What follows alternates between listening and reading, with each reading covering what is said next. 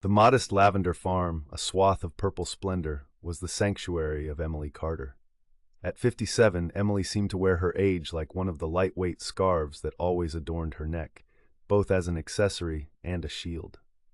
Just a year before, her bustling urban existence had been upended by a shattering divorce, compelling Emily to take refuge in the quaint rural township of Wyndham.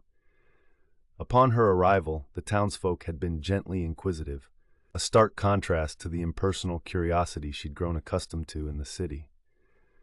Sarah, who ran the local coffee shop, became Emily's first friend, introducing her to the delicate art of growing and nurturing lavender. Under Sarah's spirited guidance and the town's embracing warmth, Emily gradually laid down the heavy baggage of her past. The peace was tangible, filling her days from the moment she woke up to the whistling winds to the evenings spent under stars whispering to the old maples encircling her property.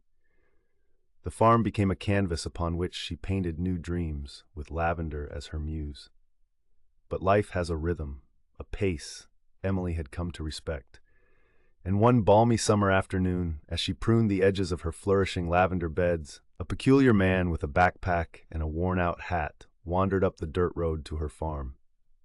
His name was Thomas, a travel writer who had heard of Wyndham's hidden gems through a series of fortunate encounters. Intrigued by this lone traveler's stories and gentle demeanor, Emily found herself offering him a tour of her sanctuary. As the afternoons stretched into evenings, Thomas returned day after day, drawn more by Emily's company than the allure of lavender. Their conversations meandered through various topics, from literature to loss, each shared story delicately weaving a thread between them. One evening, as the sun dipped behind the tree line, casting a golden glow over the fields, Thomas turned to Emily with a hesitant yet deep sincerity in his eyes. He spoke of a life spent searching, of the countless facades he'd had to navigate through, and how in the lavender fields of Wyndham he found a semblance of peace he feared was irretrievable. Emily listened, her heart mirroring the vulnerableness in his confession.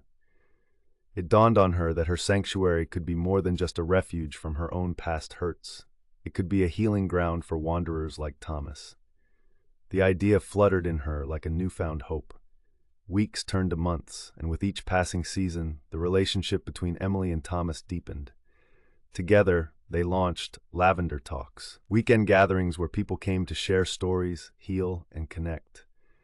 Wyndham's lavender fields bloomed fiercer each year, a testament to Emily's conviction that every ending marked a new beginning. Years later, with her hair now more silver than chestnut, Emily stood amidst her fields, the sweet scent of lavender filling the air. She watched as people from far and wide wandered through her fields, much like Thomas once did.